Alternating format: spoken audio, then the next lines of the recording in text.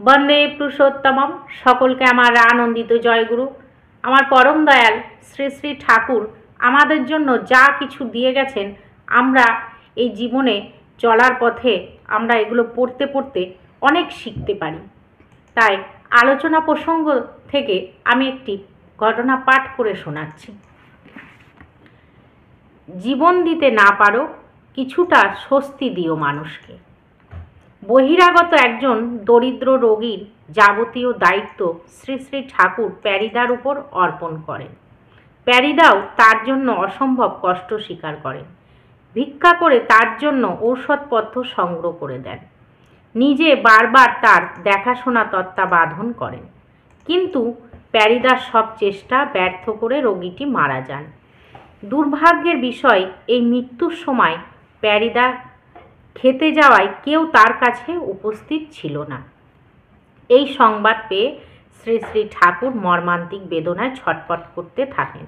একটু পরে প্যারিদা আসতে শ্রী শ্রী ঠাকুর বেদনার কণ্ঠে বললেন, আমরা মানুষকে জীবন দিতে পারি না, কিন্তু মানুষকে কিছুটা স্বস্তি দিতে পারি, এবং সেইটাই পূর্ণ কর্ম।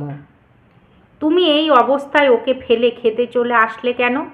হয়তো বা বাঁচত না, কিংবা বাঁচত না, বাঁচলেও তুমি থেকে চেষ্টা করলে মানুষটা অন্তত একটু সান্ত্বনা পেত, ভাবত আমি নির্বান্ধব নই। শেষ সময়ে পাশে কাউকে দেখতে না পেয়ে হয়তো আটকেই প্রাণ ত্যাগ করেছে। মরবার সময় একটু জলও পেল না। নিজেকে বড় অপরাধী মনে হচ্ছে আমার। তখন প্যারিদা বলছেন, কদিন ধরেই এমনই চলছে। আমি বুঝতে পারিনি যে অল্প সময়ের মধ্যে এমন কাণ্ড ঘটবে। আমি চেষ্টা ত্রুটি করিনি।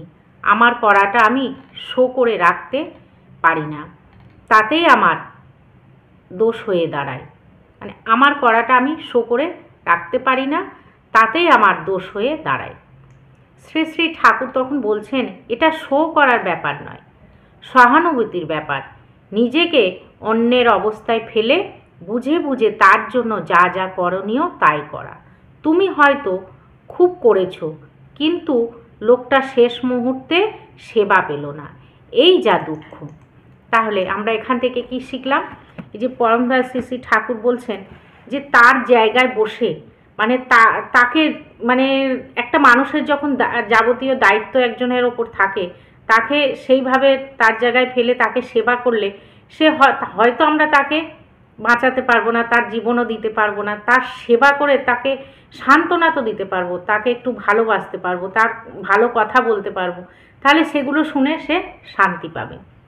এই যে মরবার সময় সে একটু জল পেল না, এটা শুনে ঠাকুর দুঃখ পাচ্ছেন। ঠাকুর তো সবার জন্যই দুঃখ পায়। এই যে শুনতে তার পাশে কেউ ছিল না, সে আটকেই প্রাণ ত্যাগ করেছে। এই যে মরার সময় তার পাশে পাশে মানুষকে থাকতে বলে কেন?